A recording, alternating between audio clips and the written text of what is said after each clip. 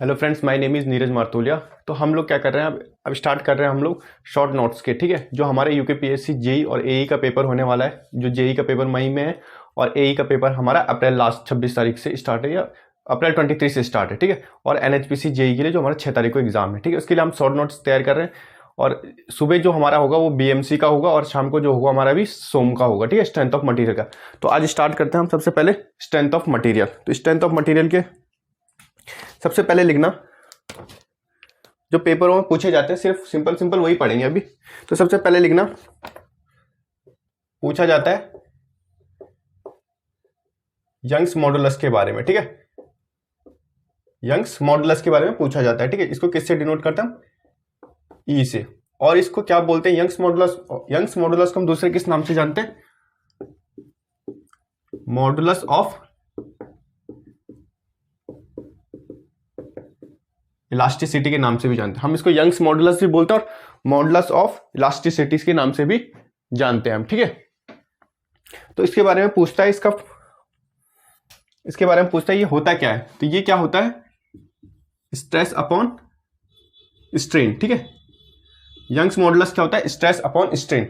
या तो हम इसको ऐसे लिख सकते हैं, stress upon strain, stress upon strain. या तो कई बार हमसे ऐसे फॉर्म में भी पूछ लिया जाता है, direct stress upon direct strain. ठीक है, डायरेक्ट स्ट्रेस या डायरेक्ट स्ट्रेन के फॉर्म में पूछ लिया जाता है, या स्ट्रेस या स्ट्रेन के फॉर्म में पूछा जाता है। या फिर हमको ऐसे भी लिखा जा सकता है, normal stress upon normal strain. तो आपको ये सब याद रखना है। ठीक है, यंग्स मॉडुलस होता है ई, या इसको मॉडुलस ऑफ इलास्टिसिटी भी कहते हैं। ये क्या होता है, stress upon strain, stress upon strain. इसको हम direct stress upon direct strain भी लिख सकते हैं, या तो normal stress upon normal strain भी लिख सकते हैं। ठीक है, आई होप आपको समझ आ गया होगा। जल्दी जल्दी चलेंगे इसमें अभी हम। ठीक है, उसके बाद इतना लिख लो। इसके बाद क्या होता है,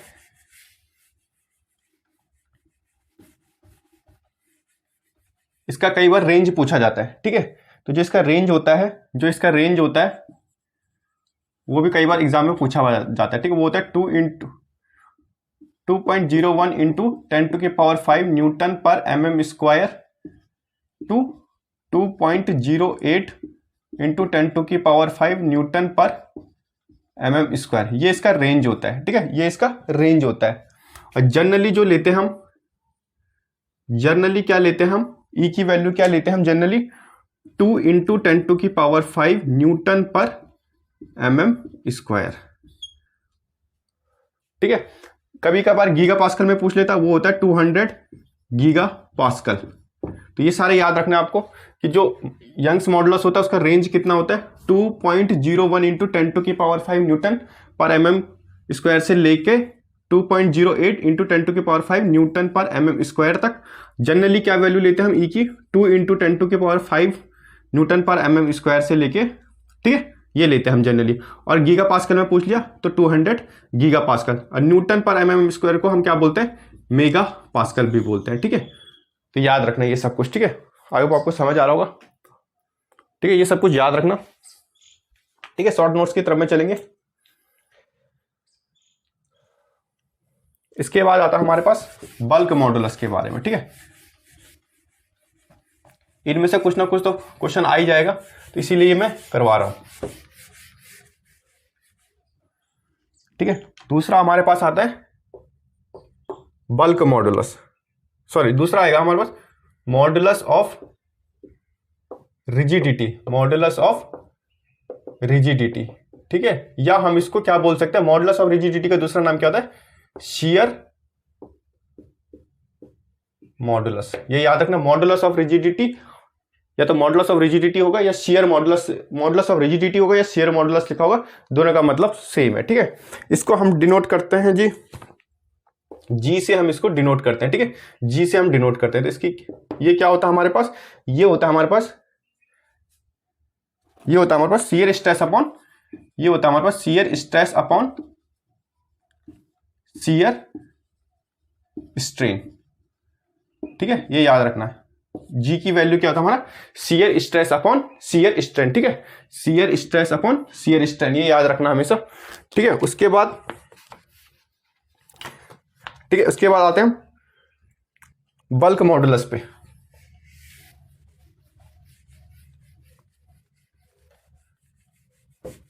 उसके बाद आते हैं हम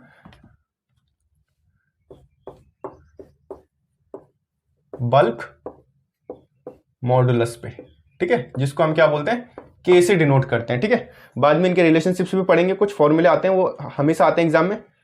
तो ये है बल्क मॉडुलस के, ठीक है। तो के क्या होता है हमारे पास, के होता है हमारे पास direct stress upon volumetric strain, ठीक है, direct stress upon volumetric strain, ठीक है। तो ये याद रखना, बल्क मॉडुलस क्या होता है, direct stress upon direct strain. Modulus of rigidity या शियर मॉडुलस क्या होता है, shear stress upon shear strain. और मॉडुलस ऑफ रिजिडिटी क्या होता है, स्ट्रेस अपॉन स्ट्रेन, ठीक है। तो याद रखना, बल्क मॉडुलस क्या होता है, direct stress upon volumetric strain होता है, ठीक है। अब एक चीज याद रखना, वॉल्यूमेट्रिक स्ट्रेन क्या होता है, वॉल्यूमेट्रिक स्ट्रेन क्या होता है हमारा, delta V by V, change in volume upon original volume, ठीक है, वो क्या होता है हमारा वॉल्यूमेट्रिक स्ट्रेन होता है, ठीक है हमारा। तो याद रखना, तो इसका जो बनेगा वो बनेगा ऐसा बनेगा, के इक्वल्स टू, जो इसका फॉर्मूला बनेगा स्ट्रेस अपॉन वॉल्यूमेट्रिक स्ट्रेन है, तो वॉल्यूमेट्रिक स्ट्रेन क्या है, डेल्टा वी बाई वी, तो ये बनेगा K equals to sigma V upon delta V, ये इसका फॉर्मूला बन जाएगा, ठीक है। कई बार क्या करेगा, हमको वॉल्यूम दे रखा होगा, वॉल्यूम दिया होगा, जो वॉल्यूम में चेंज हुआ वो दिया होगा, और हमको स्ट्रेस दी होगी, डायरेक्ट स्ट्रेस दी होगी हमको, और हमसे पूछा होगा बताओ कि बल्क मॉडुलस क्या होगा। तो बल्क मॉडुलस से सीधा फॉर्मूला लगाना, K equal to sigma into V upon delta V, तो ये याद रखना, ठीक है। उसके बाद आगे बढ़ते हैं। उसके बाद आता हमारे पास पॉइजन्स रेशियो के बारे में, ठीक है। उसके बाद आता हमारे पास पॉइजन्स रेशियो के बारे में।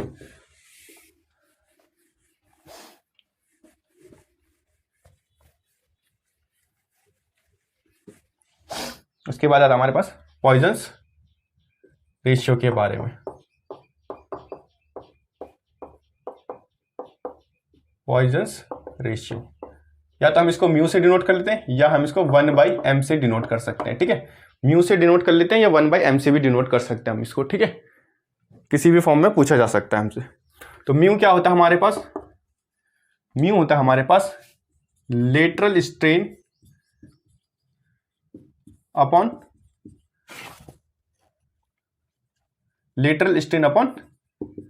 लीनियर स्ट्रेन होता है, ठीक है। Lateral strain upon linear strain होता है, क्या होता है, lateral strain upon linear strain क्या होता है हमारा, पॉइजन्स रेशियो होता है, ठीक है। लेटरल स्ट्रेन को हम क्या बोल सकते हैं, ट्रांसवर्स स्ट्रेन भी बोल सकते हैं, ठीक है। हम लेटरल स्ट्रेन को क्या बोल सकते हैं हम, दूसरा नाम क्या होता है, लेटरल स्ट्रेन का दूसरा नाम क्या होता है, ट्रांसवर्स स्ट्रेन होता है। लीनियर स्ट्रेन के जगह हम और क्या क्या लिख सकते हैं, एक्सियल स्ट्रेन लिखा हो सकता है, या लॉन्गिट्यूडनल स्ट्रेन लिखा हो सकता है, ठीक है। तो ये सारे नाम याद रखना। कभी कभार ऐसे भी लिखा आ सकता है, पॉइजन्स रेशियो बताओ क्या होता है, transverse strain upon axial strain भी लिखा हुआ आ सकता है। तो ये सारे नाम याद रखना। तो पॉइजन्स रेशियो म्यू से डिनोट करते हैं, या 1/m से डिनोट करते हैं। तो लेटरल स्ट्रेन को क्या बोलते हैं हम, दूसरा ट्रांसवर्स स्ट्रेन बोलते हैं, और लीनियर स्ट्रेन को दूसरा क्या बोलते हैं, एक्सियल स्ट्रेन बोलते हैं, या लॉन्गिट्यूडनल स्ट्रेन बोलते हैं, ठीक है। उसके बाद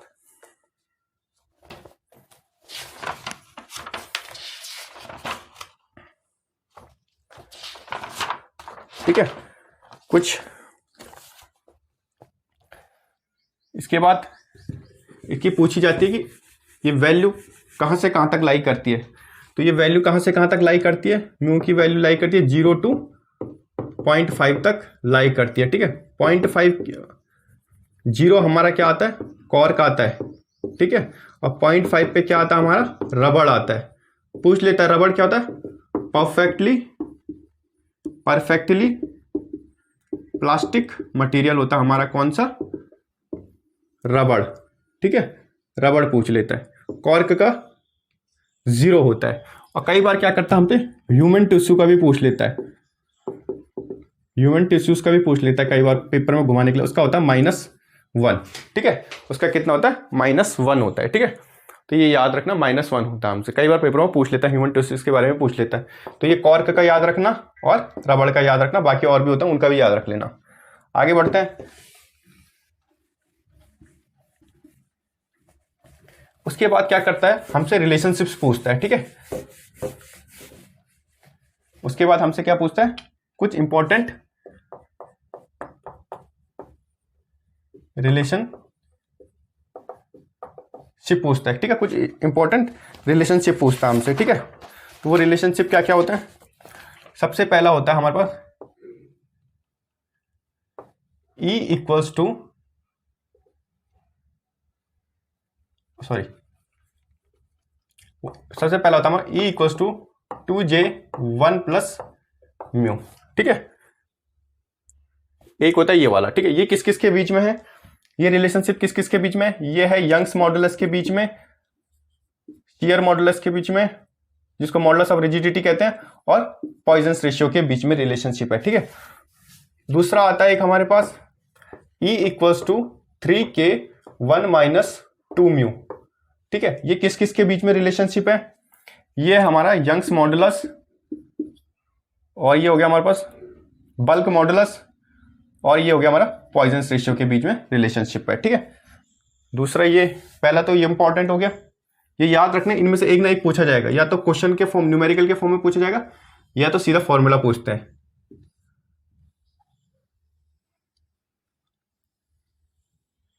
ठीक है। ये पूछ लेगा। तीसरा एक और आता है, वो होता है हमारे पास E equals to 9 kg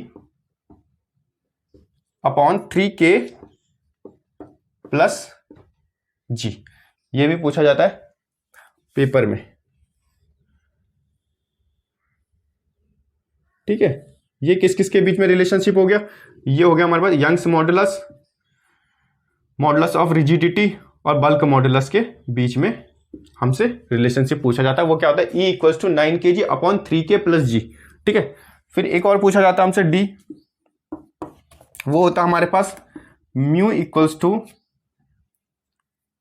3K minus 2J 6K plus 2J। एक ये पूछा जाता है हमसे पेपर में कई बार, ठीक है। तो इन सबको याद रख लो। ये किसके बीच में रिलेशनशिप है? ये रिलेशनशिप है पॉइजन्स रेशियो, बल्क मॉडुलस और मॉडुलस ऑफ रिजिडिटी के ऊपर, ठीक है। ये रिलेशनशिप इनके हैं, ठीक है। ये रिलेशनशिप इनके हैं, तो ये याद रखना है। सबसे पहले हमसे पूछ लेंगे, कुछ भी दे देंगे, यहाँ पे म्यू की वैल्यू दे देंगे, जी की वैल्यू दे देंगे, हमको बोलेंगे मॉडुलस ऑफ इलास्टिसिटी निकाल के दिखाओ, ठीक है। तो ये भी आता है पेपरों में। तो सबसे पहले ये याद रखना है हमने, ठीक है। ये याद रखना हमने, E equals to 2J1 plus mu, E equals to 3K1 minus 2 mu, E equals to 9 kg upon 3K plus G, और mu equals to 3K minus 2J upon 6K plus 2J, ठीक है। ये याद रखना आप, ठीक है। इसके बाद आगे बढ़ते हैं।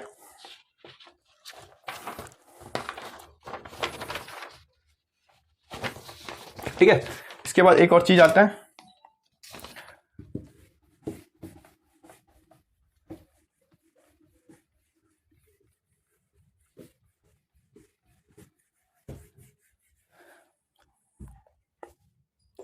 एक क्वेश्चन आता है कि जो लीनियर स्ट्रेन होता है, लीनियर स्ट्रेन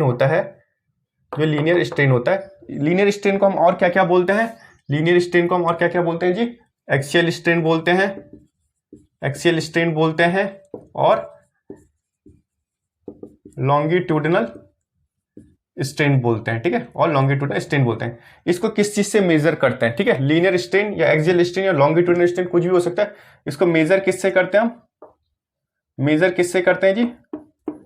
इसको हम मेजर करते हैं स्ट्रेन रोस्टेस मेथड से। ये याद रखना हमने, ये पेपर में आया हुआ है कई बार, कि जो लीनियर स्ट्रेन होता है, जिसको हम एक्सियल स्ट्रेन भी बोलते हैं, जिसको हम लॉन्गिट्यूडिनल स्ट्रेन भी बोलते हैं, उसको किससे मेजर करते हैं हम? उसको हम मेजर करते हैं स्ट्रेन रोसिस्ट मेथड से, ठीक है। उसको हम किससे मेजर करते हैं? स्ट्रेन रोसिस्ट मेथड से मेजर करते हैं, ठीक है। उसके बाद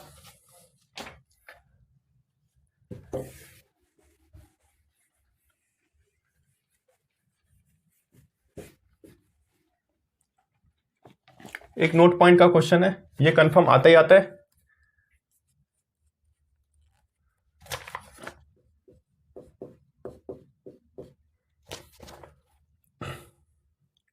एक तरफ लिखना number of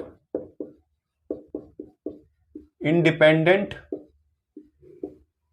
constant elastic constant, और एक तरफ लिखना total elastic constant, total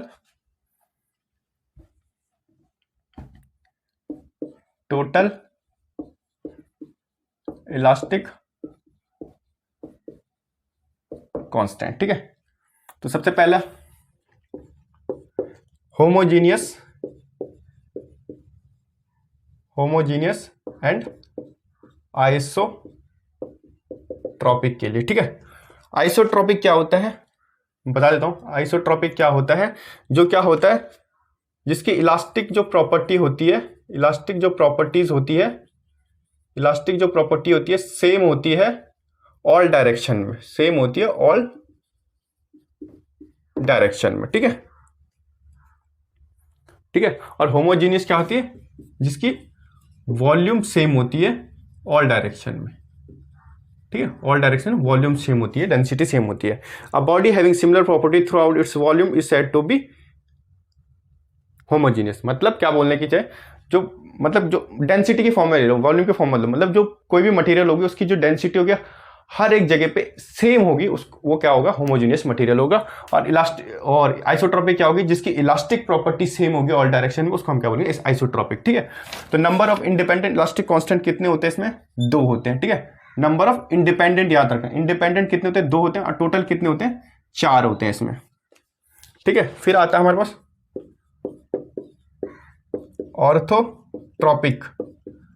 orthotropic material. ठीक है, फिर आता है ऑर्थोट्रॉपिक मटेरियल, उसमें कितना होता है, इंडिपेंडेंट तो 9 होते हैं, पर टोटल कितने होते हैं, 12 होते हैं। ठीक है, इलास्टिक कांस्टेंट की बात कर रहे हैं हम। फिर आता है एक हमारे पास एनाइसोट्रॉपिक में क्या होता है, 21 इसके इंडिपेंडेंट्स होते हैं, और टोटल इलास्टिक कितने होते हैं, इन्फिनिटी तक। ठीक है, टोटल इलास्टिक कांस्टेंट कितना होता है, इन्फिनिटी तक। तो ये याद रखना बहुत इंपॉर्टेंट है ये, कि सबसे पहले होमोजीनियस क्या होता है, जिसका जो डेंसिटी होता है पूरे मटेरियल के वॉल्यूम में सेम होता है। मतलब कहीं पे भी हम उसकी डेंसिटी चेक करें, कहीं भी उसको किसी मटेरियल को काटें, उस होमोजीनियस मटेरियल को काटें, तो उसके हर जगह उसकी डेंसिटी क्या होगी, सेम होगी। ठीक है, दूसरी बात आइसोट्रॉपिक की बात करें, उसकी जो इलास्टिक प्रॉपर्टी है सेम होगी ऑल डायरेक्शन में। ठीक है, अब फिर पूछ लिया हमसे होमोजीनियस आइसोट्रॉपिक में जो number of independent elastic constant होते हैं वो कितने होते हैं, 2 होते हैं, और टोटल कितने होते हैं, 4 होते हैं। ऑर्थोट्रॉपिक मटेरियल में इंडिपेंडेंट 9 होते हैं इलास्टिक कांस्टेंट, और टोटल कितने होते हैं, 12 होते हैं। एनाइसोट्रॉपिक में कितने होते हैं इंडिपेंडेंट इलास्टिक कांस्टेंट, 21 होते हैं, और टोटल कितने होते हैं, इन्फिनिटी होते हैं। ठीक है, तो ये याद रखना हमने, ठीक है।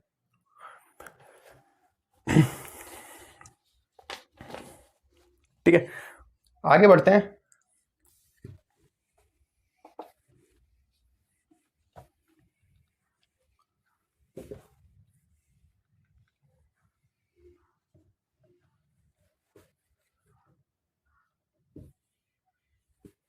ठीक है, उसके बाद एक और चीज लिखना, कभी हमसे मटेरियल और उसके कार्बन का परसेंटेज पूछा जाता है। ठीक है, हमसे ये पूछा जाता है हमेशा एग्जाम में, जो पूछे जाते हैं वो ज्यादातर वही लेके आया हूं। ये मटेरियल हो गया, और इसका क्या हो गया, परसेंटेज ऑफ कार्बन हो गया हमारा। ठीक है, परसेंटेज ऑफ कार्बन और मटेरियल। सबसे पहला आता हमारे पास रॉट आयरन। ठीक है, रॉट आयरन को क्या बोलते हैं हम, प्योरेस्ट फॉर्म ऑफ स्टील,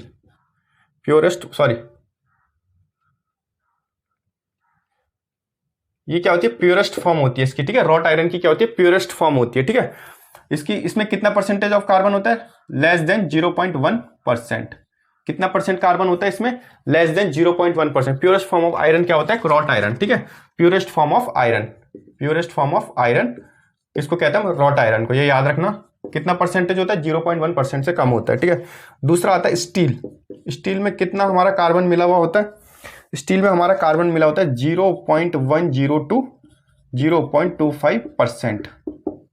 ठीक है, ये याद रखना। C point, high carbon steel के बारे में पूछा जाता है। हाई कार्बन स्टील, ये सब पेपरों में आए हुए हैं इसलिए पूछ रहा हूँ, बता रहा हूँ आपसे। इसमें होता है 0.55 to 0.95%। ठीक है, और डी होता है हमारे पास कास्ट आयरन के बारे में पूछते हैं। तो कास्ट आयरन में कितना होता है? कास्ट आयरन में होता है हमारा 2 to 4%। ठीक है, 2 से 4% तक हमारा क्या होता है? कार्बन मौजूद होता है। ठीक है, तो ये याद रखना। क्या क्या चीजें याद रखनी है?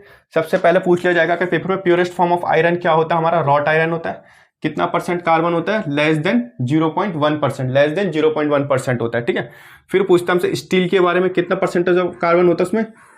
0.10 से 0.25%। हाई कार्बन स्टील के बारे में पूछेंगे, हाई कार्बन स्टील में कितना होता है? 0.55 to 0.95। ठीक है, कास्ट आयरन के बारे में पूछेंगे, कास्ट आयरन में कितना होता है? 2 से लेके 4% तक। तो ये सारे याद रखना। ठीक है, उसके बाद आगे बढ़ते हैं।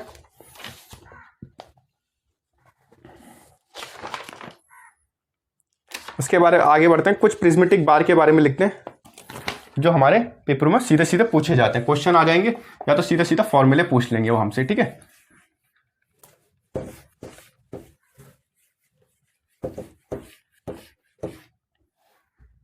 फिर आते हैं हमारे पास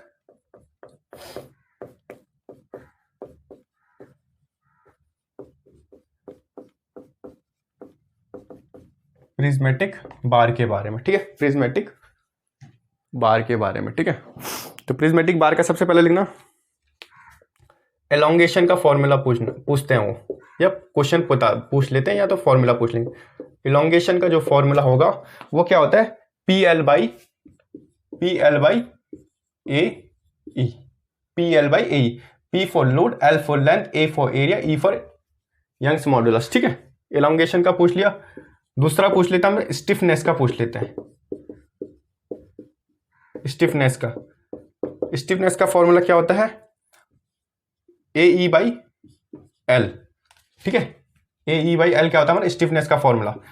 फिर हमसे फ्लेक्सिबिलिटी का फॉर्मूला पूछ लेते हैं। फ्लेक्सिबिलिटी को हम F से डिनोट करते हैं। वो क्या होता है हमारा? वो जस्ट इसका अपोजिट हो जाता है, L अपॉन AE। तो ये फॉर्मूले हमको याद रखना है प्रिज्मेटिक बार के बारे में। ठीक है, प्रिज्मेटिक बार के बारे में सबसे पहले क्या? एलोंगेशन का फॉर्मूला पूछा तो डेल्टा ही बोल दो इसको, डेल्टा से डिनोट किया। PL बाई ए इसका फॉर्मूला होता है। ठीक है, स्टिफनेस का पूछ लिया तो AL बाई ई होता है। ठीक है, AE बाई एल होता है हमारा स्टिफनेस का फॉर्मूला। फ्लेक्सिबिलिटी का पूछ लिया तो L बाई AE होता है हमारा फॉर्मूला। ठीक है, किसमें? प्रिज्मेटिक बार के कम टाइम पे। ठीक है, उसके बाद आगे बढ़ते हैं।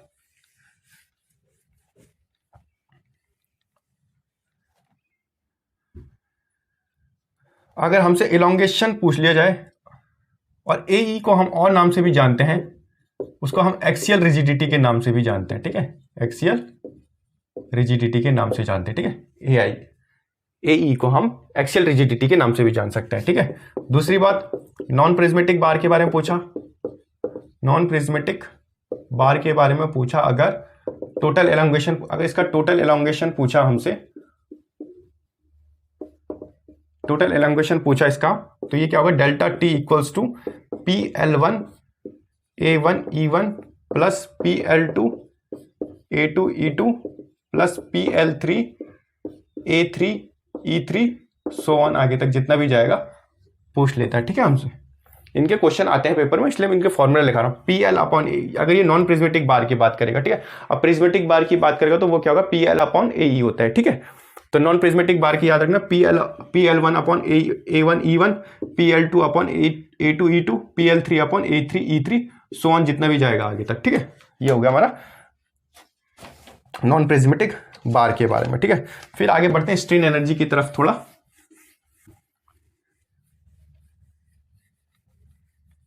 ये फॉर्मूले डायरेक्ट पूछते हैं स्ट्रेन एनर्जी के। पहला लिखना स्ट्रेन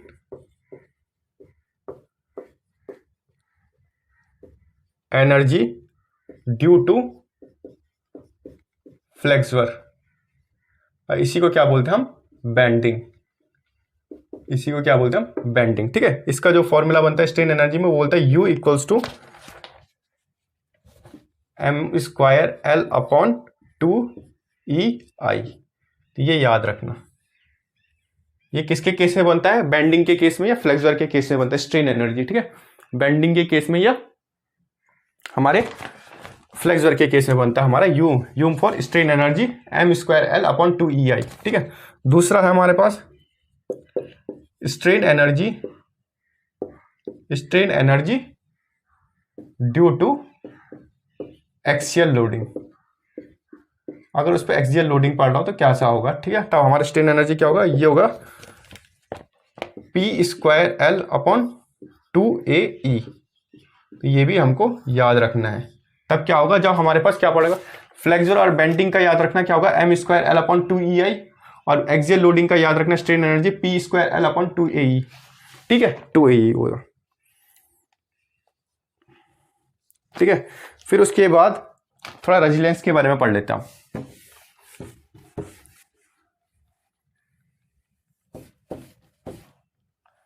फिर आता है हमारे पास resilience.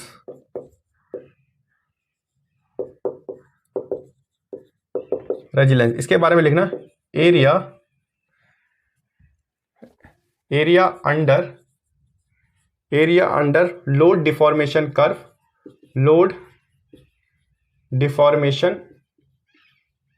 Curve with in elastic limit. ठीक है, विद इन इलास्टिक लिमिट, इस लाइन को ध्यान रखना, विद इन इलास्टिक लिमिट। और किस में बात कर रहे हैं, लोड डिफॉर्मेशन कर्व की बात कर रहे हैं हम। ठीक है, यहाँ पे तो with in elastic limit is called क्या होता है, रेजिलेंस, इज कॉल्ड रेजिलेंस। ठीक है, इसका जो फॉर्मूला होता है वो क्या होता है, जो रेजिलेंस का फॉर्मूला होता है वो क्या होता है हमारे पास, हाफ P डेल्टा। ये होता है हमारा रेजिलेंस का फॉर्मूला। ठीक है, ये हमारा किसका होता है, रेजिलेंस का फॉर्मूला होता है। ठीक है, ये होता है हमारे पास लोड डिफॉर्मेशन का कर्व होता है हमारे पास, ऐसा होता है। ठीक है, मतलब विद इन इलास्टिक लिमिट तक। ठीक है, जो लोड डिफॉर्मेशन, जो मानो अगर सिंपल ऐसे सिंपल मान लो, सिंपल मानने के लिए कर रहा हूं, जो अगर यहाँ माने यहाँ तक इलास्टिक लिमिट है यहाँ तक, तो यहाँ इस कर्व को इलास्टिक लिमिट के अंदर इधर से इलास्टिक लिमिट के with in elastic, not beyond elastic limit, with in elastic limit जो भी होगा, इसी को क्या बोलेंगे हम, इसी को हम क्या बोलेंगे, रेजिलेंस बोलेंगे। ठीक है, जब आप इसको अपने किताब में देखोगे ये ट्रायंगल के फॉर्म में ऐसे करके बना हुआ होगा, इसीलिए क्या कहते हैं हम, हाफ इंटू P/डेल्टा के यूज करते हैं हम। ठीक है, ये हमारा हो गया रेजिलेंस का फॉर्मूला। एक होता है हमारे पास modulus of resilience.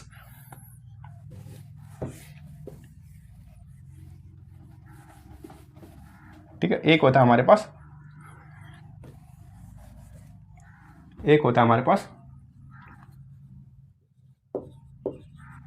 Modulus of resilience. ठीक है, मॉडुलस ऑफ रेजिलेंस ये क्या होता है, area under stress strain curve. ठीक है, area under stress strain curve with in elastic limit is called modulus of resilience, is called modulus of resilience। ठीक है, ये अब यहाँ पे याद रखना, वो लोड रेजिलेंस में लोड डिफॉर्मेशन कर्व की बात कर रहा था, यहाँ पे किसकी, स्ट्रेस स्ट्रेन कर्व की बात कर रहा है, कहाँ तक, इलास्टिक लिमिट तक। ठीक है, ये क्या हो गया हमारे पास, स्ट्रेस हो गया, ये हमारे पास स्ट्रेन हो गया, ये हमारा माइल्ड स्टील का बनता है प्रोपोर्शनलिटी लिमिट, और यहाँ पे तक क्या होता है, इलास्टिक लिमिट। इसके अंदर जो ये बनेगा उसको क्या बोलेंगे हम, मॉडुलस ऑफ रेजिलेंस बोलेंगे। ठीक है, मॉडुलस ऑफ रेजिलेंस। तो मॉडुलस ऑफ रेजिलेंस का जो फॉर्मूला होता है वो याद रखना, मॉडुलस ऑफ रेजिलेंस का जो फॉर्मूला होता है वो क्या होता है हमारे पास, σ²/2E। ये हमारा मॉडुलस ऑफ रेजिलेंस का फॉर्मूला होता है। ठीक है, कई बार इससे हमसे क्या पूछ लेता है, इसकी यूनिट पूछती है। ठीक है, पेपर में कई बार यूनिट पूछते हैं, तो ये याद रखना, जो यूनिट होती है वो क्या होती है, जूल पर मीटर क्यूब। ठीक है, ये भी हो सकती है, कई बार ऐसे भी लिखा सकता है जूल पर mm क्यूब। तो ये दोनों याद रखना यार। ठीक है, ये हमसे पूछा जाता है। ठीक है, मॉडुलस ऑफ रेजिलेंस में याद रखना, रेजिलेंस में मैंने किसकी बात करती, लोड एंड डिफॉर्मेशन कर्व की, लोड और डिफॉर्मेशन कर्व की बात की थी मैंने। ठीक है, लोड और डिफॉर्मेशन कर्व की बात की थी। यहां मैंने किसकी कर्व, कौन से कर्व की बात करी है, स्ट्रेस स्ट्रेन कर्व की बात करी। दोनों में क्या था, विद इन इलास्टिक लिमिट, मतलब इलास्टिक लिमिट के अंदर अंदर। ठीक है, फॉर्मूला याद रखना सिग्मा स्क्वायर अपॉन 2E। ठीक है, यूनिट याद रखना जूल पर मीटर क्यूब या जूल पर mm क्यूब। ठीक है,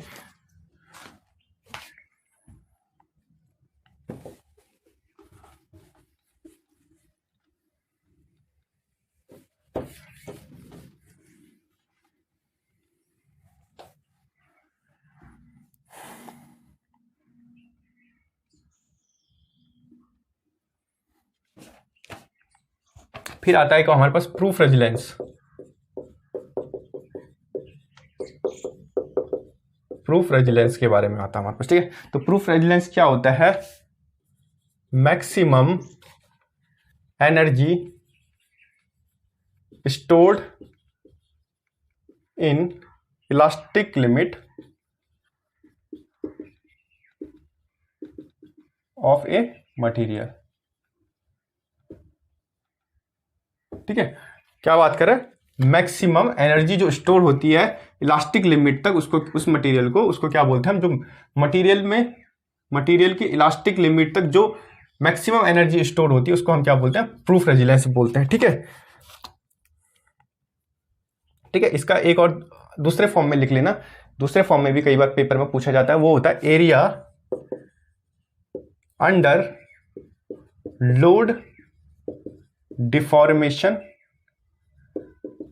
कर्व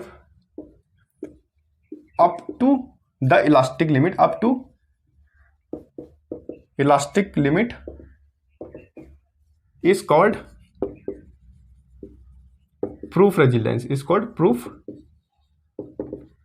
रेजिलेंस। ठीक है, ये किसकी बात कर रहा है, अप टू इलास्टिक लिमिट, मतलब जैसे ये हो गया हमारा कोई, मानो यहां पे हमारा इलास्टिक लिमिट है, तो इस पॉइंट तक अप टू, मतलब यहां तक जो भी मैक्सिमम एनर्जी स्टोर होगी लोड डिफॉर्मेशन कर्व में, उसको क्या बोलेंगे हम, प्रूफ रेजिलेंस। ठीक है, सब उससे, इससे पहले जितने भी थे रेजिलेंस और मॉडुलस ऑफ रेजिलेंस, उसमें हम क्या करते हैं, विद इन, मतलब इस इलास्टिक लिमिट के अंदर अंदर। इसमें किसकी बात करें, अप टू, मतलब इलास्टिक लिमिट तक जितनी एनर्जी स्टोर होगी मैक्सिमम, उसको हम क्या बोलेंगे, प्रूफ रेजिलेंस बोलेंगे। ठीक है, उसके बाद आगे बढ़ते हैं,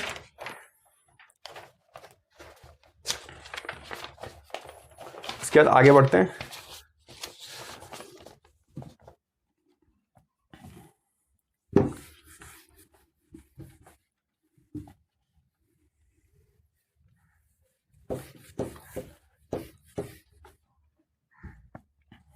फिर एक लिखना स्ट्रेन एनर्जी के बारे में लिखना, स्ट्रेन एनर्जी फॉर ग्रेजुअली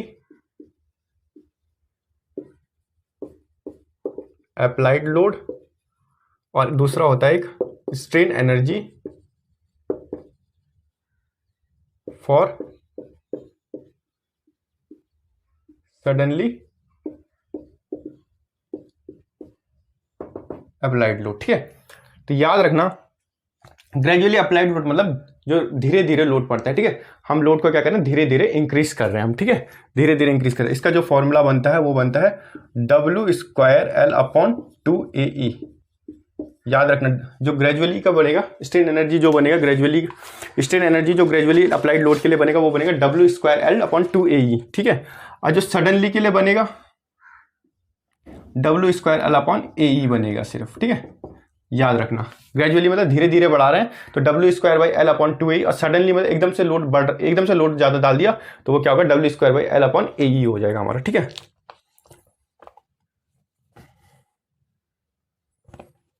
और एक और चीज याद रखना, यहां पे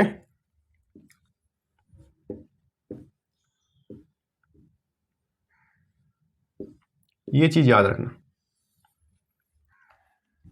ये क्या है, यूएस क्या है, स्ट्रेन एनर्जी ड्यू टू, ये हमारे पास strain energy due to sudden load, और यूजी क्या है हमारे पास, strain energy due to gradually applied load.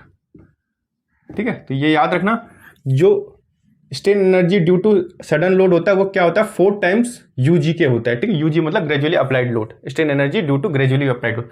तो ये रिलेशनशिप याद रखना, ये बहुत बार पेपर में पूछा जाता है, U S equals to 4 U G, strain energy due to sudden load is equals to 4 times किसके, strain energy due to gradually applied load. Formula याद रखना, ग्रेजुअली अप्लाइड लोड का क्या होता है, W²/L/2AE, और सडन का क्या होता है, W²/L/AE।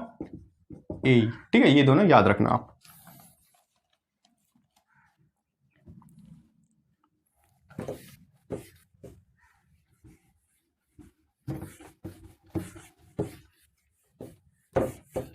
ठीक है, फिर तीसरा पॉइंट है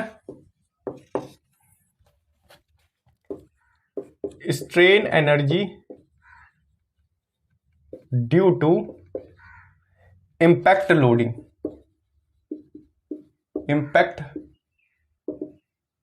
की बात कर रहे हैं। ठीक है, इम्पैक्ट लोडिंग में क्या होता है, U इक्वल्स टू P/A। ठीक है, ये हमारा क्या है, ये P है हमारा 1 प्लस √1 + 2AEH अपॉन PL। तो ये याद रखना, ये फॉर्मूला सीधा फॉर्मूला पूछा जाएगा, क्वेश्चन मुश्किल ही आएगा इसके ऊपर। अगर पूछ लिया हमसे पेपर में कि strain energy due to impact loading की वजह से क्या होगा, तो स्ट्रेन एनर्जी क्या होगा, U equals to P/A bracket 1 plus √1 + 2AEH upon PL। ठीक है, ये याद रखना। उसके बाद हमसे पूछा जाता है strain energy due to shear stress, भी पूछा जाता है हमसे, ड्यू टू क्या पूछा जाता है, शियर स्ट्रेस, जिसको हम किससे डिनोट करते हैं, टाउ से डिनोट करते हैं हम। ठीक है, हम किससे डिनोट करते हैं, हम टाउ से डिनोट करते हैं हम। ठीक है, हम किससे डिनोट करते हैं, हम टाउ से डिनोट करते हैं। ठीक है, इसका फॉर्मूला होता है U equals to tau square 2G into volume. ये भी याद रखना। ठीक है, strain energy due to shear stress क्या होता है, tau square upon 2G into volume होता है हमारा। ठीक है, ठीक है। उसके बाद एक क्वेश्चन जो आरसीसी में भी पूछा जा सकता है हमसे, ठीक है, और कई बार हमसे स्ट्रेंथ ऑफ मटेरियल में भी पूछ लिया जाता है, तो ये याद रखना, मॉडुलस ऑफ इलास्टिसिटी के बारे में। मॉडुलस ऑफ इलास्टिसिटी मैंने क्या बताया था आपको, Young's modulus E equals to क्या होता है, स्ट्रेस अपॉन स्ट्रेन होता है, या तो direct stress upon direct strain होता है, या फिर क्या बोलते हैं, normal stress upon normal strain होता है हमारा। ठीक है, ये याद रखना, भूलना मत। ठीक है, याद रखना जो EC होता है, ठीक है, 5700 √FC Newton per mm square.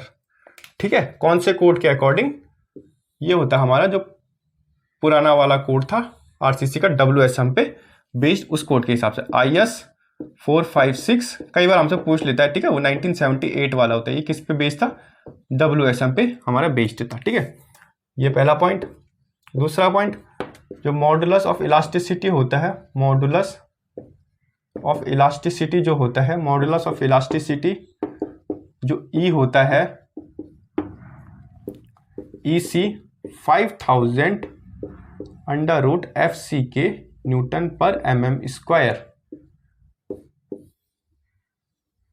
ये किस पे बेस्ड होता है, ये होता है IS 456 2000 पे बेस्ड होता है, जो किस पे बेस्ड है, LSM लिमिट स्टेट मेथड पे बेस्ड है। ठीक है, तो ये दोनों याद रखना आप। ठीक है, आई होप आपको ये पता चल गया, ये तो आप सबको ही आता होगा। ठीक है, ये 5000, ये 5700 किसके अकॉर्डिंग, WSM 1978 45 IS कोड 456 1978 के अकॉर्डिंग। ठीक है, फिर पूछता है हमसे यंग मॉडुलस ऑफ स्टील, वो तो सबको पता है 2 × 10⁵ न्यूटन पर mm स्क्वायर। ठीक है, कई बार हमसे मॉडुलस ऑफ इलास्टिसिटी का रेंज ही पूछ लेता है, वो 2.01 × 10⁵ टू 2.08 × 10⁵ होता है। ठीक है, ये याद रखना न्यूटन पर mm स्क्वायर में। ठीक है, उसके बाद जो होता है, ठीक है, उसके बाद जो होता है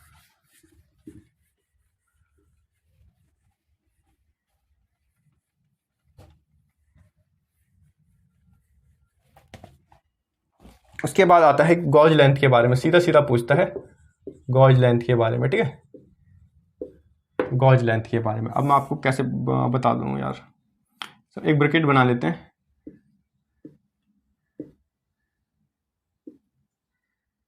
समझ लो एक ब्रैकेट है जो टेंसाइल फोर्स, जो टेंसाइल टेस्ट करते हैं हम यूटीएम पे, यूनिवर्सल टेस्टिंग मशीन में, तो हम क्या बनाते हैं, ब्रैकेट बनाते हैं। ठीक है, तो ये जो इस यहां से लेके यहां तक की जो दूरी होती है, इसी को हम क्या बोलते हैं, गॉज लेंथ होता है। ठीक है, गॉज लेंथ बोलते हैं हम इसको। ठीक है, अगर पहली बात है रेक्टेंगुलर क्रॉस सेक्शन हो, रेक्टेंगुलर क्रॉस सेक्शन हो, रेक्टेंगुलर क्रॉस सेक्शन हो, तो गॉज लेंथ कितना होता है, L = 5.65 √A0।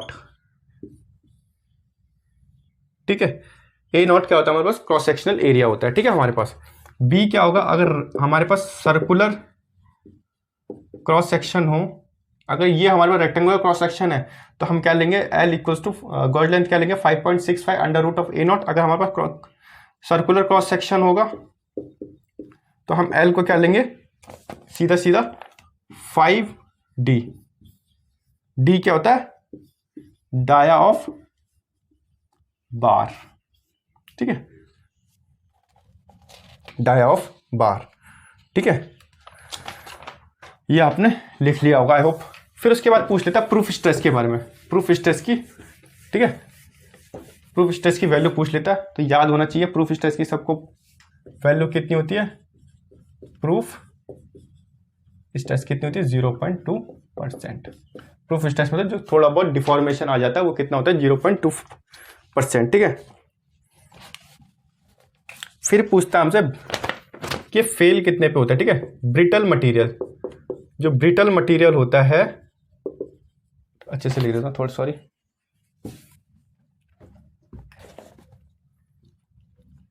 ये सब एग्जाम में आते हैं। ठीक है,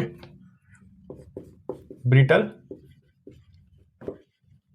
मटेरियल। ठीक है, ब्रिटल मटेरियल क्या होता है, फेल्स कितने पे होता है, fails at 90 degree. But torsion के केस में क्या होगा, थोड़ा अलग हो जाएगा, वो मैं बता दूंगा आपको बाद में। ठीक है, brittle fails at 90 degree, brittle material कितने पे फेल्स होता है, 90 डिग्री पे। और दूसरी बात, डक्टाइल मटेरियल,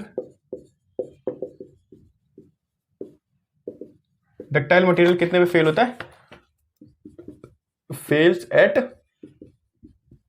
45 डिग्री पे। ठीक है, फेल्स एट 45 डिग्री पे। ठीक है, एक चीज और याद रखना, जो ब्रिटल मटेरियल का केस होता है उसमें जो कंप्रेसिव स्ट्रेंथ होती है, जो कंप्रेसिव स्ट्रेंथ होती है वो बहुत ज़्यादा होती है। और टेंसाइल स्ट्रेंथ क्या होती है, टेंसाइल स्ट्रेंथ क्या होती है उसमें कम होती है। ठीक है, ब्रिटल मटेरियल में कंप्रेसिव स्ट्रेंथ क्या होता है, ठीक है, ज़्यादा होती है, और टेंसाइल स्ट्रेंथ क्या होती है, कम होती है। जैसे हमारा कंक्रीट, कंक्रीट सिर्फ कंक्रीट की बात कर रहा हूँ मैं, जो कंक्रीट बनता है उसमें अगर सरिया ना हो, सरिया ना डाला हो हमने, सिर्फ कंक्रीट की बात, कंक्रीट के ब्लॉक की बात करें तो उसकी कंप्रेसिव स्ट्रेंथ बहुत ज़्यादा होगी अकॉर्डिंग टू उसकी टेंसाइल स्ट्रेंथ। ठीक है, इसीलिए हम कंक्रीट को क्या बोलते हैं, ब्रिटल मटेरियल बोलते हैं हम। ठीक है, और दूसरा क्या है, डक्टाइल मटेरियल, जिसमें क्या होता है, फेल्स कितने पे होता है, 45 डिग्री पे। इसमें क्या होता है, कंप्रेसिव स्ट्रेंथ, इसमें क्या होता है, कंप्रेसिव स्ट्रेंथ किसके बराबर हो जाती है, टेंसाइल स्ट्रेंथ के बराबर हो जाती है हमारी। ठीक है, हमारे बराबर हो जाती है। ठीक है, आई होप इतना समझ आया होगा आपको।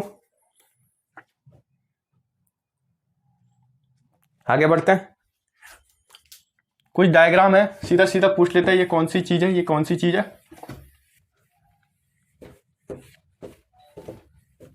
ठीक है, तो सबसे पहले ये क्या होगा हमारा स्ट्रेस, ये क्या होगा हमारा स्ट्रेन। ठीक है, अभी बताता हूं आपको।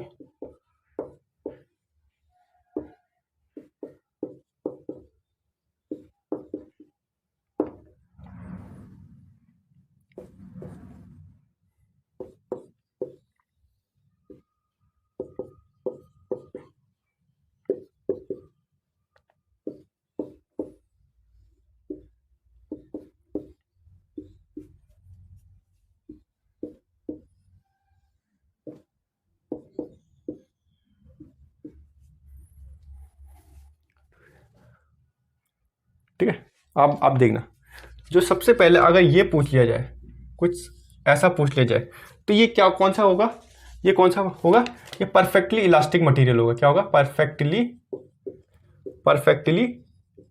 इलास्टिक होगा। ठीक है, परफेक्टली इलास्टिक का केस है। अगर कुछ इस तरह का डायग्राम दिख जाए पेपर में, तो ये कौन सा केस होगा, ये परफेक्टली प्लास्टिक का केस होगा। क्या होगा, परफेक्टली प्लास्टिक का केस होगा। ठीक है, परफेक्टली प्लास्टिक का केस होगा। अगर कुछ ऐसा दिख जाए पेपर में,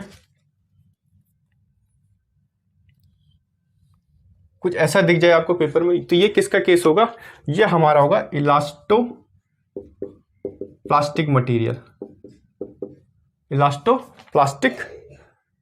प्लास्टिक मटेरियल होगा। ठीक है, अगर कुछ ऐसा दिख जाए पेपर में, कुछ ऐसा केस दिख जाए, तो ये कौन सा केस होगा हमारे पास, ये होगा हमारे पास इलास्टो प्लास्टिक मटेरियल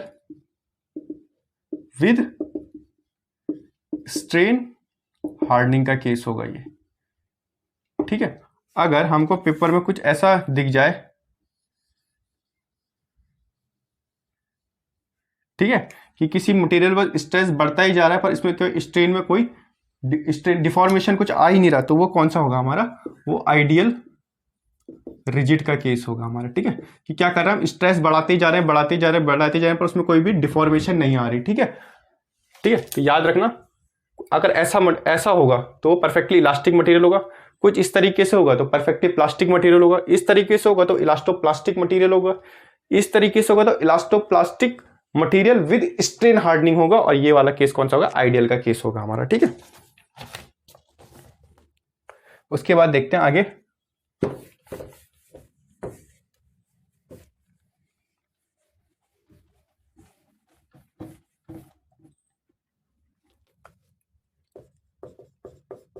ये कुछ एप्लीकेशन है हुक्स लॉ के। ठीक है,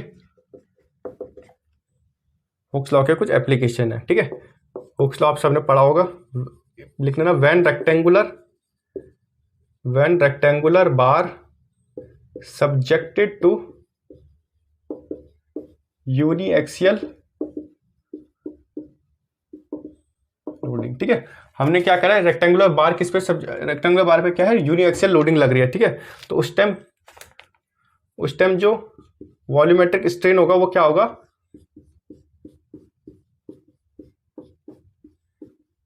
ये होगा, सॉरी ये 2 बार एक्स आ गया, ये वाई होगा, ये हमारा जेड डायरेक्शन में जा रहा होगा। ठीक है, ये क्या हमारा वॉल्यूमेट्रिक स्ट्रेन है हमारा। ठीक है, ये क्या हमारा वॉल्यूमेट्रिक स्ट्रेन है हमारा। ठीक है, ये क्या हमारा वॉल्यूमेट्रिक स्ट्रेन है। अगर इसी में बात करें हम ट्राइएक्सियल लोडिंग की, अगर इसी में, ये आपने लिख लिया होगा, इसके बाद अगर हम इसी पे बात करें ट्राइएक्सियल लोडिंग की,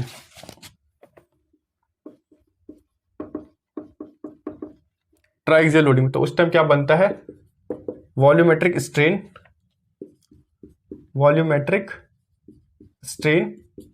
जो बनता है, फॉर्मूला वो होता है 3 सिग्मा ई 1 माइनस 2 म्यू, ये याद रखना। ठीक है, 1 माइनस 2 म्यू, 1 माइनस 2 म्यू, तो ये कब पड़ेगा, ट्राइएक्सियल के केस में पड़ेगा। ठीक है, हमारा एक चीज और याद रखना, जो वॉल्यूमेट्रिक स्ट्रेन होता है, जो वॉल्यूमेट्रिक स्ट्रेन होता है वो क्या होता है, जीरो किसके लिए होता है, परफेक्टली प्लास्टिक मटेरियल के केस में। ठीक है, किसके केस में वॉल्यूमेट्रिक स्ट्रेन क्या होता है, जीरो हो जाता है परफेक्टली प्लास्टिक मटेरियल के केस में। और परफेक्टली प्लास्टिक मटेरियल कौन सा था, जिसकी म्यू की वैल्यू 0.5 थी, जिसका नाम क्या था, रबड़। वो क्या हमारे पास परफेक्टली प्लास्टिक मटेरियल है हमारे पास। ओके, वो क्या हमारे पास परफेक्टली प्लास्टिक मटेरियल है हमारे पास। फिर आता है कुछ टेपर्ड सर्कुलर बार के बारे में भी आता है।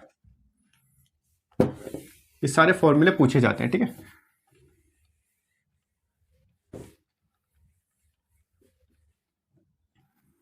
फिर आता है हमारे पास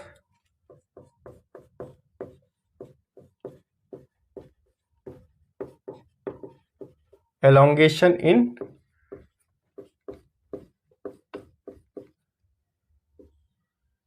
टेपर्ड सर्कुलर बार, टेपर्ड सर्कुलर बार।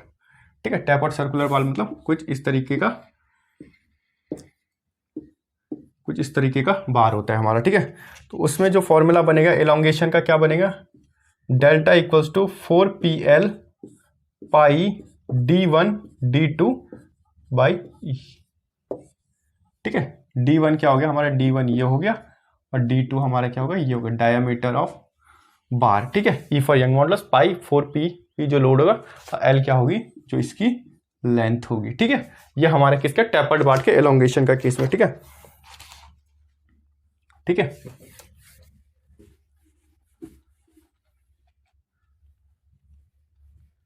फिर दूसरा पूछता हमसे elongation in conical bar, elongation in conical bar due to self weight की बात कर रहा है। ठीक है, ये सेल्फ वेट की बात कर रहा है, ड्यू टू सेल्फ वेट की बात कर रहा है हमारा। ठीक है, ड्यू टू सेल्फ वेट की बात कर रहे हैं। तो अगर इसमें कई तरह के, एक ही फॉर्मूले को कई तरह से रिप्रेजेंट करते हैं, delta L equals to gamma L square upon 6e, इस तरीके से भी आ सकता है, या हमसे कुछ इस तरीके से भी आ सकता है, delta L equals to WL upon 6AE, WL upon 6AE। ठीक है, इस तरीके से भी पूछ सकता है।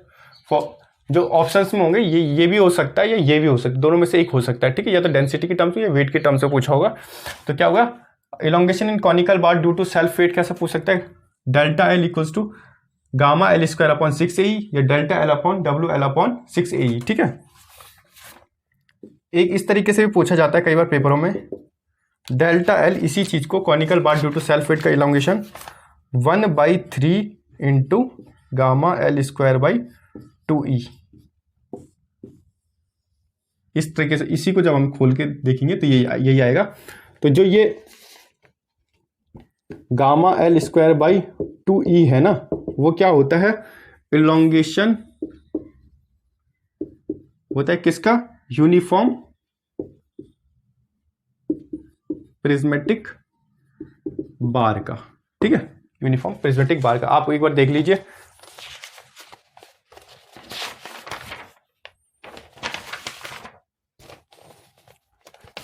ठीक है, ये वाला आपने देख लिया होगा। ठीक है, तो conical bar due to self weight की बात होगी, तो डेल्टा एल इलोंगेशन की बात हो रही, डेल्टा एल क्या होगा, gamma L square by 6E, delta L equals to WL upon 6AE, या तो इसी को जब हम खोलेंगे तो ये होता है 1/3 into gamma L square by 2E।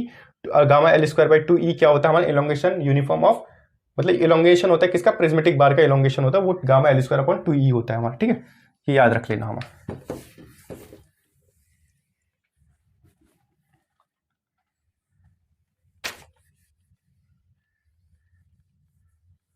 अब है elongation in body, elongation in a body due to self wait.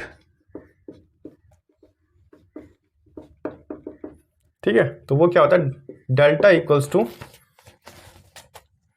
Gamma L square upon 2E, इस तरीके से भी पूछा जा सकता है, और delta equals to WL upon 2AE, कुछ इस तरीके से भी पूछा जा सकता है। क्या पूछा? Elongation is a body due to the self weight 2L² upon gamma L² upon 2E और delta equals to WL upon 2AE, ठीक है। इस फॉर्म में भी पूछा जा सकता है आपसे, ठीक है, तो ये याद रखना आप, ठीक है। उसके बाद आता है थर्मल स्ट्रेस के बारे में, ठीक है। थर्मल स्ट्रेस के बारे में पूछा जाता है पेपर में कंफर्म, एक क्वेश्चन तो कंफर्म आता है। स्टील का याद कर लेना, एल्युमिनियम का याद कर लेना, कॉपर का याद कर लेना, पूछा गया पेपरों में। ब्रास का पूछा गया हमसे, और हमसे गन मेटल का भी पूछते हैं कई बार, कई बार क्या पूछते हैं, गन मेटल का भी पूछते हैं हमसे, ठीक है। तो स्टील का कितना होता है? स्टील का होता है 12 इंटू 10⁻⁻6 पर डिग्री सेल्सियस। एल्युमिनियम का होता है 23 इंटू 10⁻⁻6 पर डिग्री सेल्सियस। कॉपर का होता है 16 इंटू 10⁻⁻6 पर डिग्री सेल्सियस। और ब्रास का होता है हमारा 17 इंटू 10⁻⁻6 पर डिग्री सेल्सियस। गन मेटल का होता है 19 इंटू 10⁻⁻6 पर डिग्री सेल्सियस। तो ये सारे होते हैं, ठीक है, पर डिग्री सेल्सियस है वो, तो ये याद रखना, ठीक है। क्या क्या होता है? स्टील का कितना होता है 12 इंटू 10, स्टील का कितना होता है 12 इंटू 10⁻⁻6 पर डिग्री सेल्सियस। एल्युमिनियम का होता है 23 इंटू 10⁻⁻6 पर डिग्री सेल्सियस। और कॉपर का होता है 16 इंटू 10⁻⁻6 पर डिग्री सेल्सियस। उसके बाद आता है हमारे पास ब्रास का होता है 17 इंटू 10⁻⁻6 पर डिग्री सेल्सियस। और गन मेटल का कितना होता है 19 इंटू 10⁻⁻6 पर डिग्री सेल्सियस, ठीक है। फिर उसका एक और चीज याद रखना, थर्मल स्ट्रेस में पूछा जाता है अल्फा, बीटा और गामा का रेशियो पूछा, वो होता है 1:2:3 में होता है, ठीक है।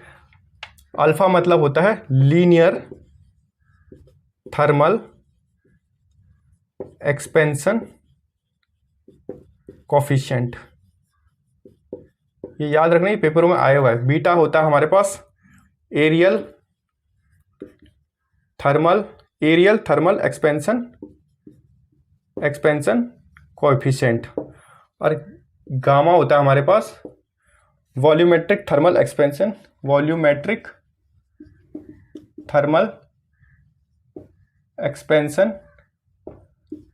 कोएफिशिएंट, ठीक है, याद रखना। अल्फा क्या होता है? Linear thermal expansion coefficient. Beta क्या होता है? Areal thermal expansion coefficient. और गामा क्या होता है?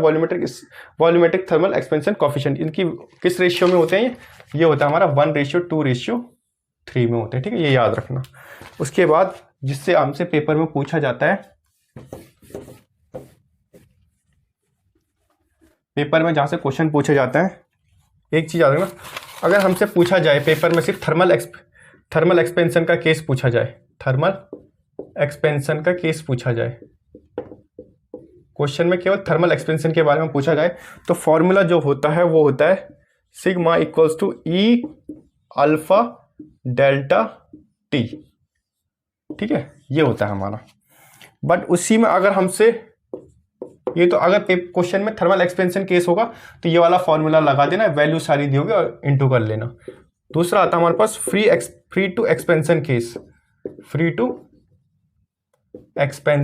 केस। इसमें क्या लिखना? Delta L equals to L alpha delta T। तो ये याद रखना, पेपर में क्वेश्चन कौन सा पूछा? थर्मल एक्सपेंशन का पूछा गया, फ्री टू एक्सपेंशन का केस पूछा वाला, या फ्री टू एक्सपेंड भी लिखा होता है यहाँ पे। तो थर्मल का केस पूछा होगा तो sigma equals to E alpha delta T, और फ्री टू एक्सपेंशन का केस होगा तो EL equals to L alpha delta T, ठीक है, तो ये याद रखना।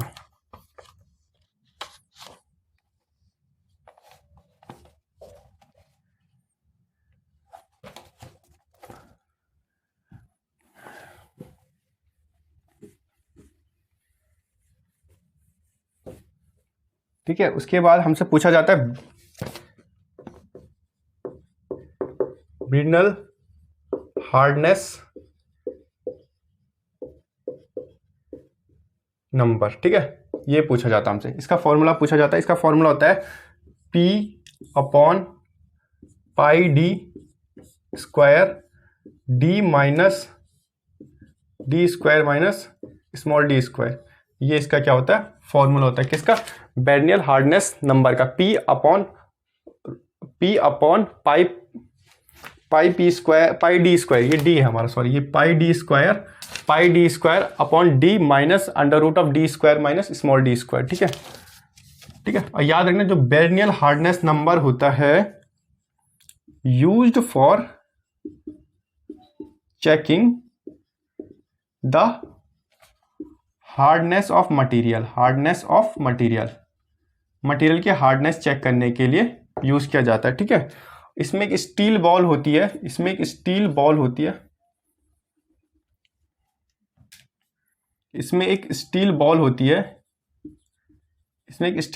उसकी डायमीटर कितनी होती है, 10 mm की उसकी क्या होती है, डायमीटर होती है। और वो क्या होता है हमारे पास, ये क्या होता है, एक इंडिकेटर होता है हमारे पास। ठीक है, एक इंडिकेटर होता है हमारे पास। ठीक है, तो याद रखना जो बेर्नियल हार्डनेस नंबर उसका फॉर्म होता है P upon pi D by 2 under root D minus, bracket के अंदर D minus under root D square minus small D square. ठीक है, किस लिए यूज करते हैं, चेकिंग द हार्डनेस, मटेरियल की हार्डनेस को चेक करने के लिए यूज किया जाता है किसका, बेर्नियल हार्डनेस नंबर का, जिसमें स्टील बॉल होती है वो कितने mm की होती है, 10 mm की डाया होती है, इंडिकेटर होती है वो। ठीक है, याद रखना।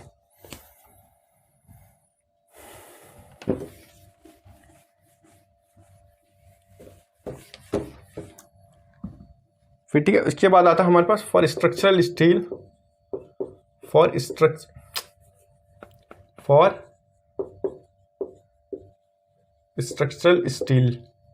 ठीक है, कई बार हमसे इंड्योरेंस लिमिट पूछ लेते हैं।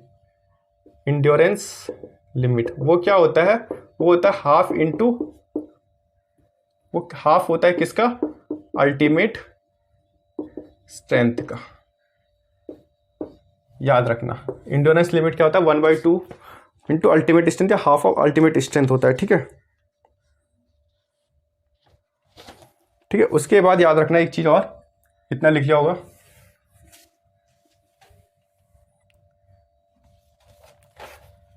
ब्रिटल मटेरियल के केस में हमसे रेशियो पूछे जाते हैं कुछ ब्रिटल मटेरियल के। ठीक है, ब्रिटल मटेरियल का केस है तो ultimate compressive stress upon ultimate tensile stress का रेशियो पूछा तो वो क्या होगा, वो होगा हमारे पास ग्रेटर देन 1।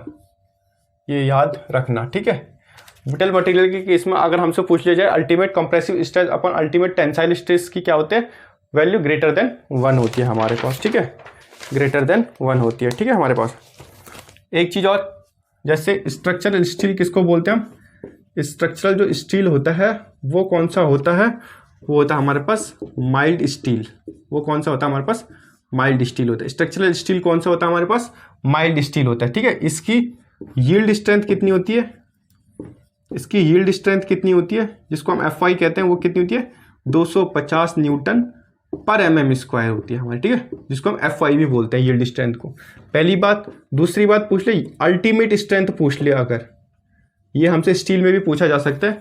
तो सबसे पहले याद रखना स्ट्रक्चरल स्टील क्या होगा, स्ट्रक्चरल स्टील होता है हमारा माइल्ड स्टील। ठीक है, तो यील्ड स्ट्रेंथ क्या होगा, 250 न्यूटन पर mm का FI।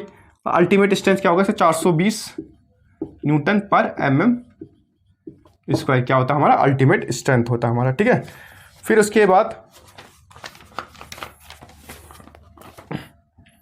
ठीक है, ये इतना लिख लिया होगा आपने। स्ट्रक्चरल स्टील याद रखना, स्टील में भी आता है स्ट्रक्चरल स्टील कौन सा होता है, माइल्ड स्टील होता है। यील्ड स्ट्रेंथ कितनी होती है, 250 Newton per mm square. Ultimate strength क्या होती है, 420 Newton per mm square. Brittle material के केस में ultimate compressive stress upon ultimate tensile stress क्या होगा, ग्रेटर देन 1 होगा।